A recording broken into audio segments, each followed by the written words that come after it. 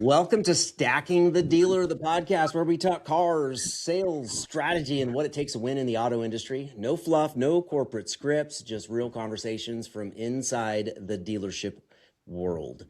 Anthony Birdsong, what is good? How you doing this morning, Mr. Lestis? Dude, I'm exhausted, man. I got home. I think I told you I went home on Saturday night after work, which for those who don't know is a 9-hour drive for me. Got home in time to play a little bit of soccer, we'll call it, in the living room with Jet. And when you play by Jet's rules, he can pick the ball up and throw it for a goal, but Daddy can't. So that was always fun. And then I came back to work, drove back on Sunday, got back into town at 1 o'clock in the morning, woke up at 5 o'clock to get to work at 6 o'clock, and then worked till 10 o'clock. So I'm worn out, but I think I need to get a sponsorship by Monster. So if anybody knows anybody at Monster. I think a lot of people see the glamorous side of what you do based on your social media. And I think a lot of times in life when you see people that are on social media, you get to see one side of that. And then a lot of times when you peel the curtain back, you understand there's a whole another side of the story behind the smiles and the excitement and the dealing with the customers. So for the people that don't know, I'm going to tell you a little bit about Josh. I've been really good friends with Josh for, I would say, 10 years, maybe a little longer. And a few years ago, Josh had this idea to open an independent dealership. And you weren't able to talk me out of it. I tried my best to talk him out of it, but I wasn't able to. Because look, the reality of it is this. Can you be successful in the car business? Sure. If I was starting from scratch, I can tell you absolutely unequivocally, I am not sure that I would start a car dealership again right now today with everything that's going on. And that's obviously starting the way I started before, with no money, having to build it up, no floor plan. I mean, obviously now having the banks and the competitive advantage that I have, I could start another lot and be successful. But the reality is that where I started before, it wasn't easy. Anyway, Josh decided to open a dealership, but he didn't open a dealership like right down the street from his house. He opened one 9 hours away from his house. So Josh right now is spending a lot of time away from his wife and his son, his two sons, and working his ass off at this dealership, which you know, when you own a dealership, it's not like you have to do one thing. You're doing 10 different things. So Josh, I wanted to give you a little bit of an opportunity to talk to the people about the other side of the curtain. Yeah, it's interesting. I'm in a couple Facebook groups. One of them is, I think it's called Flipping Cars. And you get a lot of these guys who buy and sell cars on the side. Some of them legally, because you can only sell so many cars private party before you need a dealer license. And the way around that is title skipping, which is against the law. But some of them do it that at a higher scale. And you'll get these guys and they'll go, hey, I want to get my dealer license. And most states make it pretty difficult to get a license for obvious reasons. They want reputation, reputability. I know in Colorado, they run a credit check. I think you have to be over a 700. You have to have $150,000 of liquid assets. So they make it difficult. Texas is difficult as well. The big part with Texas, it takes forever. But you have to have a lot. You have to have 5 parking spots. So they don't make it so you have to open a massive dealership, but they do make it so that it has to be a dealership. You can't just rent a little office and go, I want my dealer license. And for us, the process was really interesting. And for those who've followed my journey know that I was very close to opening a Chevrolet or buying a Chevrolet store. And that deal fell through. And that was, I mean, a heartbreaker, to be honest with you. And it was one of those deals where we left a big auto group. We had a small equity stake in 5 stores and we sold that. And I told my wife, I said, well, let's buy a small Chevrolet store. We can't afford these big stores, but even if I'm making less than I would working for somebody, it'll be our own thing. We'll build it. It'll be awesome. And we found this store just south of Tulsa and went through the whole deal, got approved from General Motors, got approved for the loan, for the real estate, and for the blue sky, and everything was going great. And then we couldn't get floor plan, which I thought was interesting because in my mind, that was the easiest part of the transaction. It's there. If you go out of business, you just take your cars and you take them back. And we went to GM Financial, wouldn't do it. Ally wouldn't do it. Regional banks wouldn't do it. And the seller was amazing. He offered to put 500 grand into a, what do you call that? An account where you can't touch it. Escrow. Yeah, he offered to put 500 grand in an escrow account to help ease whatever worries General Motors Financial had. And they still wouldn't do it. And we were days away from closing. I had my BAC number, which is a dealer code for General Motors. We were literally building the website, and the deal fell through, and I was heartbroken. And so I kind of had to make one of two choices: go work for somebody else again. The store was priced great. I wouldn't be able to find another store. It was image compliant. It was awesome. Or open up a used car lot. And you and I have spoken quite a bit, and I saw your success, and I've got some friends that have some smaller lots, and I've got a couple friends that have some good sized lots as well. And I go, you know what? That's what I want to do. I don't have to worry about the manufacturer coming in and telling me I need to put gray tile on the showroom floor because they changed their mind on whatever that they think is going to sell cars that week and that sort of thing. And so the facility was what was important to me. We looked in Colorado because that's where I live. I looked in Arizona because me and my wife love Arizona. And then Texas because I'm in Texas a lot for the horses. We came across this facility in Wichita Falls. People ask me all the time, how'd you end up in Wichita Falls? It was not one of those deals where I woke up one day and said, man, I can't wait to get to Wichita Falls. It just happened to be this facility because I could fit a couple hundred cars on the lot. We've got our own shop, etc. And then we opened it and I'm like, okay, awesome. And my independent guys will realize what was about to happen next. And you know the challenges. One of the challenges was you got to go out and buy all your cars. There's no lease returns and trade-ins and that sort of thing. So whatever, big deal. I can go buy cars. And there were some challenges there with buying cars at that scale. It's not like buying cars for a new car dealership where you buy some enterprise cars, you buy some lease returns and supplement it with some trade-ins and you're good to go. We had to go buy 100 cars. And we can talk about the mistakes that were made in that process. And then I remember sitting down at the desk to submit a deal. And we had 2 credit unions and this little regional bank here in Wichita Falls. And I go, where's all of our banks? And my sales manager was like, this is all we got. And so we signed up Westlake, which I was very hesitant to do. But we got them. And they honestly are not nearly as bad as their reputation says. But then you get here and you go, okay, I am literally cleaning the bathroom on Sundays. I am taking pictures because my photo kid quit. I am desking deals. I'm submitting deals. I'm rehashing deals. For about 6 weeks there, was the service manager. So I'm ordering parts and dispatching work. And I literally was working and still am for the most part, 6 in the morning till 9 or 10 o'clock at night, 6, sometimes 7 days a week.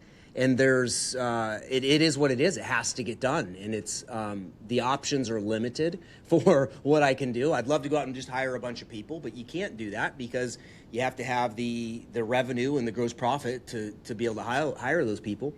Well, and I think you missed the most difficult part. You have to find the people. The people, hands down, are the most important part. When we first opened, we basically hired anybody who filled out an application because that's what we had to do. And we cycled through some technicians that just weren't great, some salespeople that weren't great. And it was really tough. And so throughout the last year, we've kind of built a decent team. My shop's amazing. I still need some help on the sales side and that sort of thing. But it was tough. And so I go home when I can. My wife comes down when she can. She actually just texted me this morning. She's going to fly down on Friday night and spend Friday night, Saturday, and Sunday with me. So I'm really excited about that because I miss my wife. I miss my kids. But it's just, you know where the goal is, you know what the vision is, and you can see that. And that's where, you have to figure out what your why is and why you're doing it and how bad do you want it. Do you just kind of want it? You just want to talk about it? Or are you truly willing to make those sacrifices? And that's where I'm at now. We're making huge sacrifices, me and my wife. And the goal is to build this deal up and make it impressive and build a solid team. And I think we're there. We've got a really big social media following. I got stopped in Colorado the other day at the Tractor Supply twice, actually. Somebody recognized me in the store. And then as I was loading up my truck, a guy pulls it up next to me and he goes, hey, are you Josh from Always Auto? I go, yeah. He goes, what are you doing here? I go, well, technically I live about 20 miles up the road. But that was pretty cool. So it's been a lot of fun. What we've built here from a social media standpoint has been fun. And now it's just a matter of, okay, how do we get a good solid base, good solid foundation, and then build up from there. But that's kind of the short version of what I did and what I'm doing. And people think that it's easy, and it's just not. I told my wife last night, I said, I've never worked so hard for so little in my entire life. And I always thought I was a hard worker, but man, I had to tell myself last night, I got to go home. It's 10 o'clock. We've been here since 6 in the morning. Whatever's going to be on my desk is going to be on my desk in the morning. Just go home, have a little bit of relaxation time. And so we chatted for a little bit. We try and FaceTime and have dinner via FaceTime every night. And it was very, very difficult. And I think a lot of people underestimate how hard it is being an owner. And then and then you got situations like we had a guy trade in a car that had a lifter tick. I told you this story. Car gets here from Odessa, and from 20 feet away, I can hear it's tick, tick. It's a General Motors 5.3, tick, tick, tick, tick, tick, tick, tick. And so I tell my sales manager, hey, call this guy, tell him there's a problem. And my sales manager, I think, was scared and did not call the guy, or maybe he did, I'm not sure. But a week and a half goes by, and finally I go, hey, this is a problem, and it ain't going to get better with age. It was an outside finance deal, so I'm not giving his credit union the information and the things that they need in order to fund the deal. And I get on the phone with him, and we go round and round a little bit, end up settling for $3,500, and then he reports me to the state. Like, I did nothing wrong. I'm a small business trying to take care of myself. Did you hear from the state yet as to what we just got all the information over to them. They need basically the whole deal audit, WIO, purchase order, all of the stuff. So we just sent it to him yesterday. So he'll reach out to us. And I am really curious what his complaint was. I think it'll be some sort of bait and switch type complaint. Hey, my trade got there, and he immediately called me, told me I owed him $3,500. That wasn't the case, and I can take a video of the engine making noise. People think car dealers take advantage of customers, but man, I bet you it's the other way around 10 times to 1. Yeah, I don't disagree with you. I mean, I will tell you that owning a car dealership is not for the faint of heart. No, it's very stressful. The people, and then when you talk about problems and mistakes, you're talking $5,000, $6,000, $7,000 mistakes, motors, transmissions. Like, none of this stuff is cheap. When I first started in the car business, I would say that was the beginning of the end of the fun times. I mean, you could go to 4 auctions and buy 45 or 50 cars that you could bring back to your dealership and make a small front end profit on and be okay. Front end profits are gone. They don't exist. And when you buy a car, and this is what a lot of people don't understand. I was looking at this yesterday. We buy about 55, 60 cars a week. And when you make a mistake, that isn't necessarily even a mistake, right? Like, you buy a car online, it comes in, and let's say it needs $1,400 to get through the shop. And that's just parts, right? It's brakes, tires, rotors, just the different things that you can't see on the CR. Like, the CR says it has good tires, but when you get them in, they're dry rotted and other issues are there. So you have to get tires. Next thing you know, you're $1,200 in a car that you didn't account for. Well, you're losing $900 on that car when you put it up for sale because you did not account for the $1,200 in miscellaneous fees. And you can't just raise the price of the car. The market dictates the price. The price is only dictated by the market. It's not what you paid for it. It's not what you have in it. You don't have a right to make money just because you own the car. And a lot of people that buy don't understand that. And this is another reason that they're not successful. They think, oh, I can just go to the auction and buy this car because for whatever reason it excites me. But people don't give a shit about what excites you, buddy. They it's funny too. In my flipping group, every now and then, one of these guys will get their wholesale dealer license and they'll go to the auction and they go, how do you guys resell these cars? These prices are so high. Yeah. I mean, people don't realize, look, I'm telling you, as God is my witness, I wholesale cars for more money than I retail them for. And then when people would say, well, why don't you just get into wholesale? Well, here's the thing. By the time you pay my $7.99 doc and we get back end, it works out to where the retail is a little bit better, but it's only a little bit better. It's not like a lot better. And the reality of that is that there is a business where you go out, buy cars and spiff them up and bring them back to the sale and make money. If I had to redo it, that's what I would do, because the fact of the matter is the amount of money that Carvana and CarMax pay, you cannot compete with it. It is absolutely insane. And then CarMax is scratching their head, why don't we make money? And listen, a lot of you people out there talk a lot of shit and don't really understand the Carvana scheme. And this is something that I've wanted to address with Josh for a long time.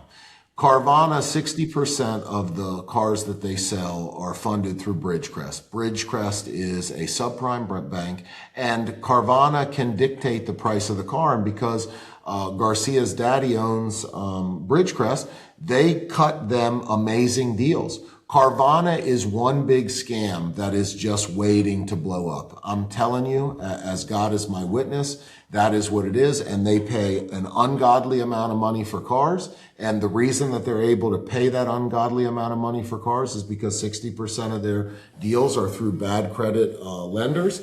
And those bad credit lenders, specifically Bridgecrest, write Carvana back checks that are enormous. I'll give you an example.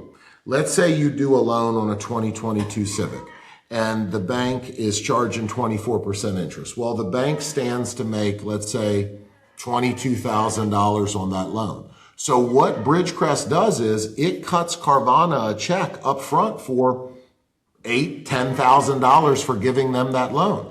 And so then Carvana is able to book that deal as a profitable deal because they got $10,000 of the finance money from Bridgecrest up front. And as the Carvana stock keeps going up, Daddy Garcia pulls money out, puts it back into Bridgecrest, and keeps repeating the scam. This is the way it happens. Look into it. I own a bank. I do subprime loans. I understand the way it works. I'm not a publicly traded company, and I have no benefit of making my dealership make a bunch of money from a auto prove it loan. So I don't do that, right? But if for example, let's say Josh opened up a car dealership in Maryland and said, Anthony, I want to run a bunch of cars through auto prove it. Give me a big upfront reserve amount so that it can look like we're profitable. I mean, that is a scam that you could run. And I guess it's legal because Garcia's done it all the way up to the fact of building a $4 billion company.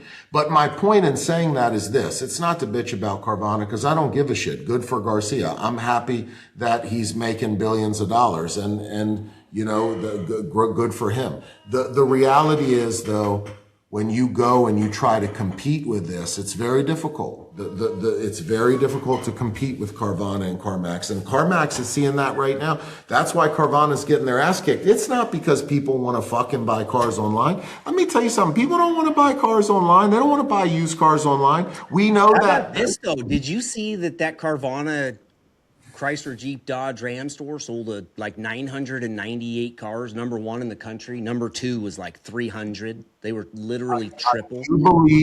I've always believed, and I do believe that the Carvana model works on new cars.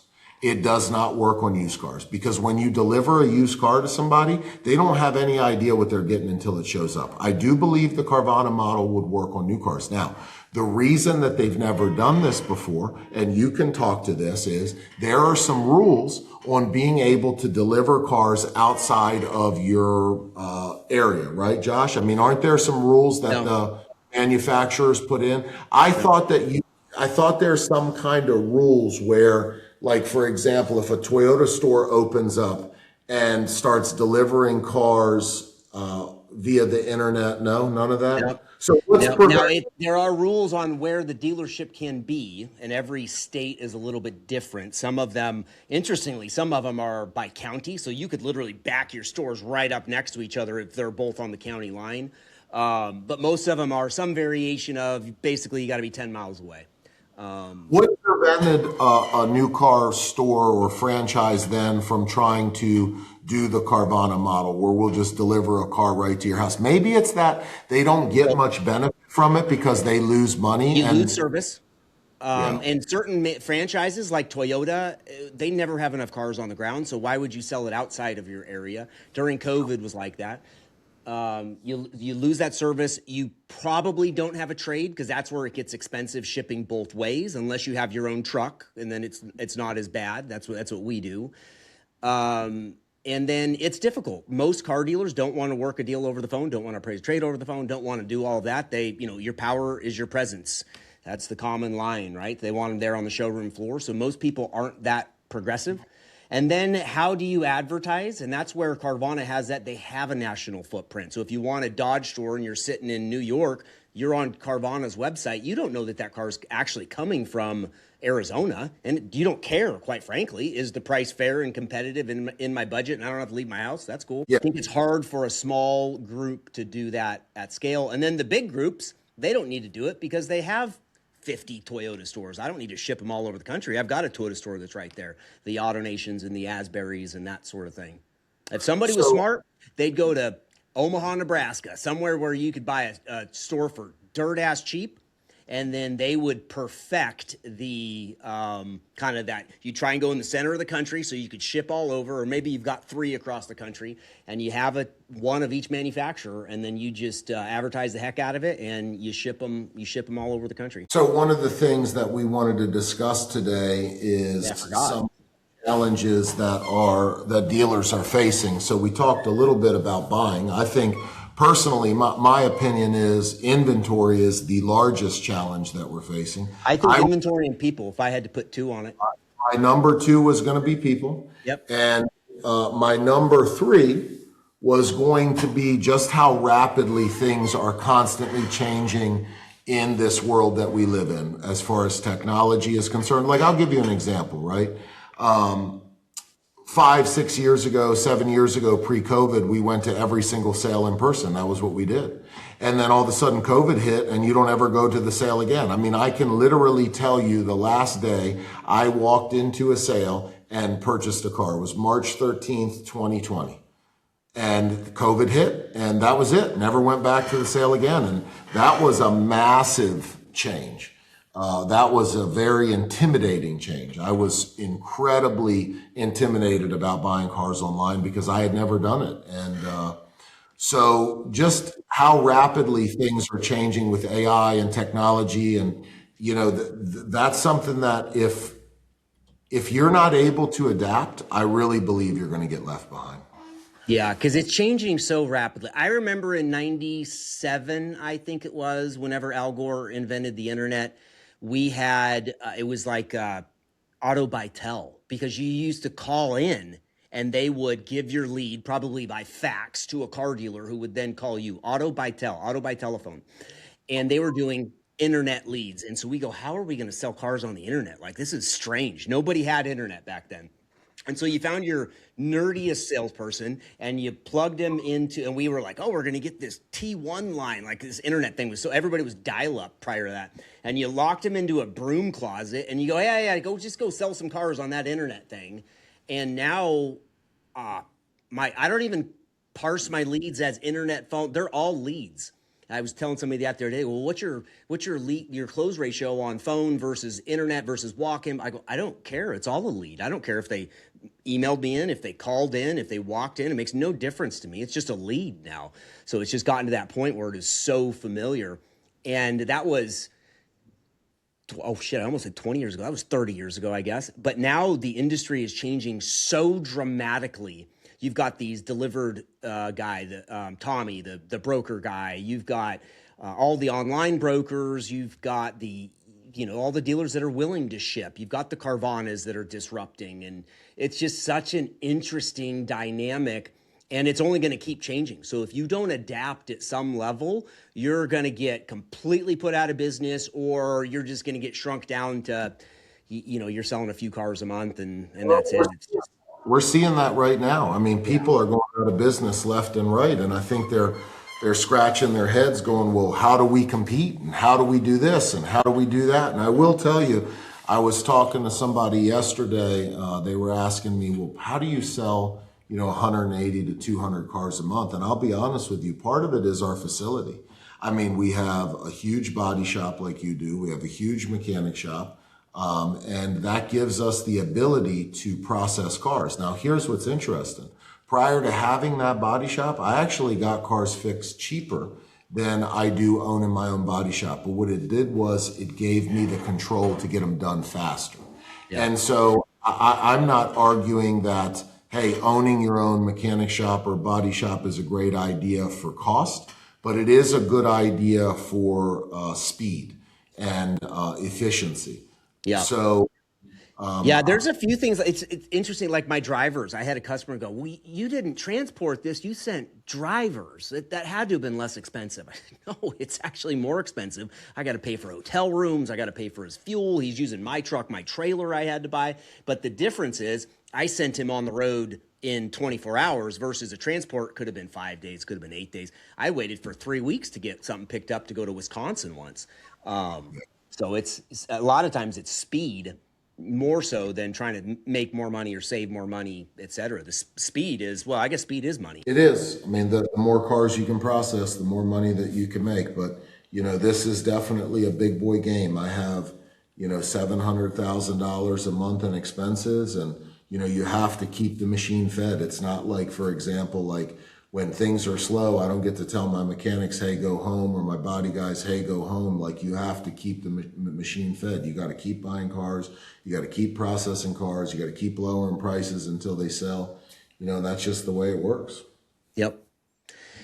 Yeah, I mean, we have gotten to a point. I hired 6 mechanics, and now we are almost caught up in service, which has been non-existent. I remember at one point I had 150 cars on the ground. 20 were front line. Everything's on the front line because we clean them up and put them on the front line. But 20 were ready for delivery. I had 130 going through the process, and that's frustrating. It's frustrating for the salespeople, frustrating for the customers are actually more understanding about it than I thought they would. They pick it up. We look at the sheet and go, all right, it needs brakes and tires. I could have it ready in 2 days.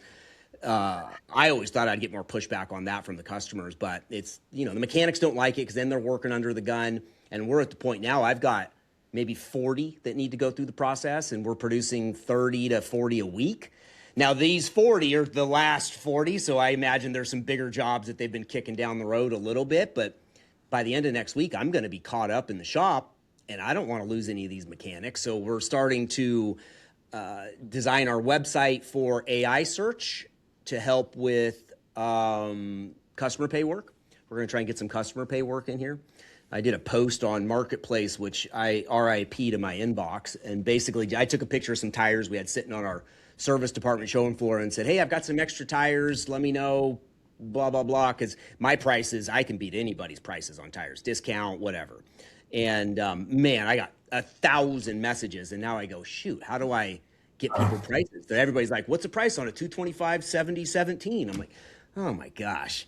So I got to figure out if I can have AI help me automate that deal. But yeah, it's an interesting dynamic because you don't want to have people standing around. You want to keep everybody busy, but there's ebbs and flows in the business, and you got to figure out how that works, and then figure out where you want to be. You and I talked about this at one point where I think you had been selling about 200 with my help and coaching, obviously. And then you got down to about 160, and you said, I like being here at 160 better because I don't make a whole lot more money at 200. And it's a whole lot more problems because you got to buy 200 cars. You got to arbitrate 20% of them. You got to transport them. You got to get them through the process, get them through the shop, get them through the body shop. And it was creating a bunch more brain damage for not a bunch more profit. And I think you'd said you'd found that sweet spot in that 160 to 180 range. There's definitely a balance that exists somewhere. I've never found that in life yet because you do the When you figure it out, you holler at me.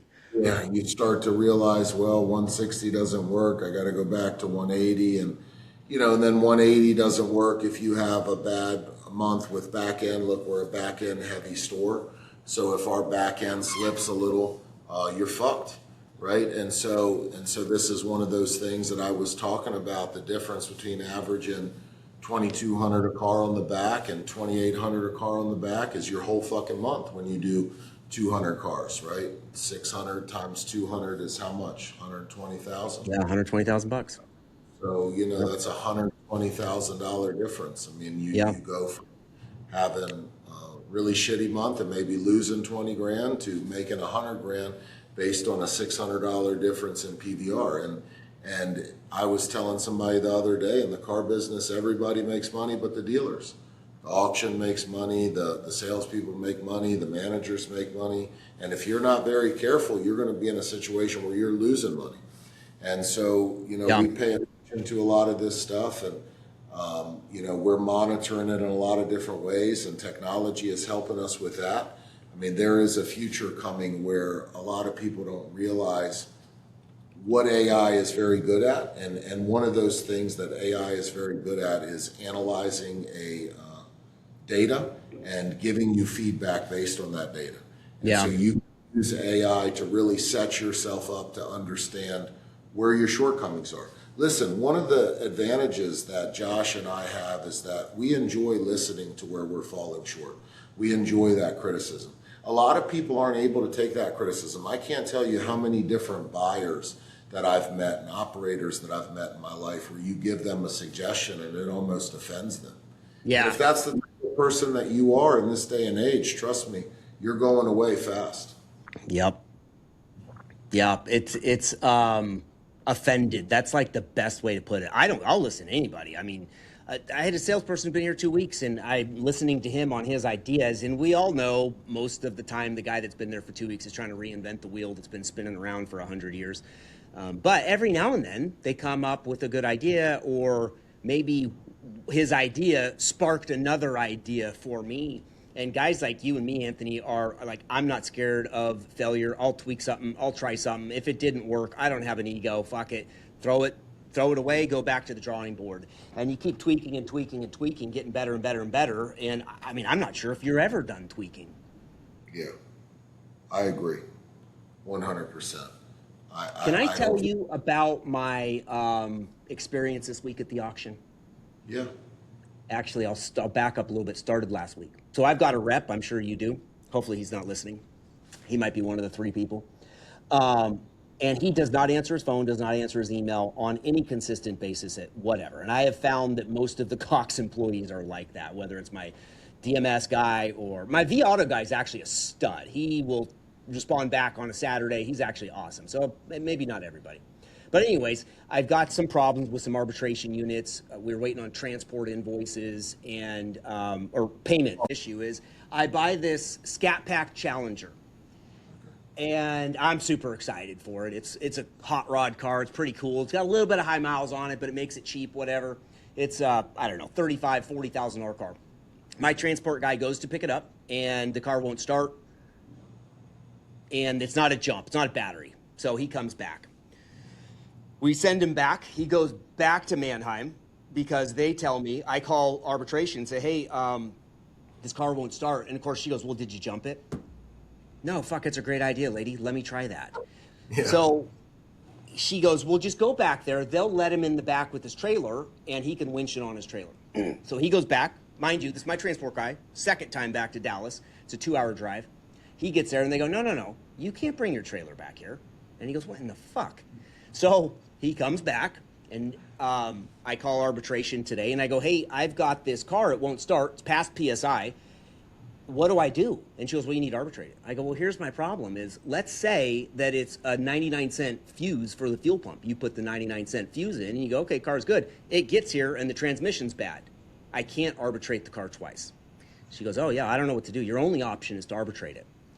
So that was my 45-minute conversation explaining to somebody that does not make sense. I can't do that. What was the conclusion of that? She's supposed to call me back today. So I got off the phone, asked for a manager, couldn't get me a manager. So I said, give me dealer services because there's no resource because my rep doesn't ever call me back. I have no resource other than calling Mannheim, sitting on hold forever, and then talking to somebody who says, did you try and jumpstart the car? We've dealt with this quite a few times. That's why I was curious what the conclusion is of it. Yeah. And as you know, each and every dealer is different. You have to understand when you buy 55 cars a week consistently from Mannheim, you end up in a little bit different of a class. So when I call somebody up and I really get upset, it gets handled, right? So here's how that would have worked in my world.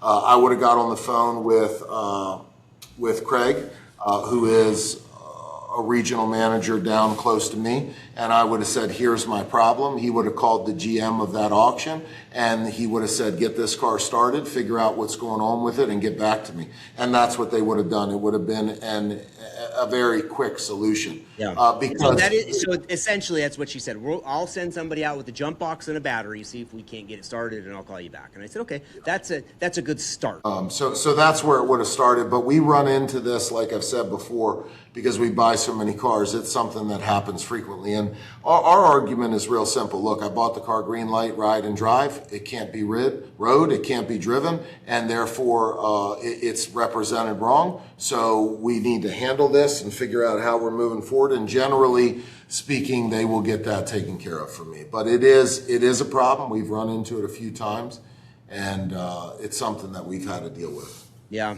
that was a first for me. They've pushed them on the trailer. They've done a lot. But yeah, that was frustrating today. It just goes back to that conversation we had where it just feels like Manheim caters to the sellers and doesn't care as much about the buyers. I don't disagree with you. Well, ladies and gentlemen, I've got to get ready for a trip that I'm going on with my wife for her 40th birthday. We are going to Italy. It is going to be one of our longer vacations that we've ever taken. Love you guys. Josh, so you have anything to say in closing? Just fucking go crush it. Go crush it, even when you don't feel like it. My son was asking me, Dad, what do you do when you're not motivated? I just don't feel motivated. That's the best time to do it, baby. Right. I told him, I said, man, you're going to create some habits. And you're not always going to be motivated, man. Discipline kicks in when your motivation wears off. So let's get disciplined. Right. So write down the really good.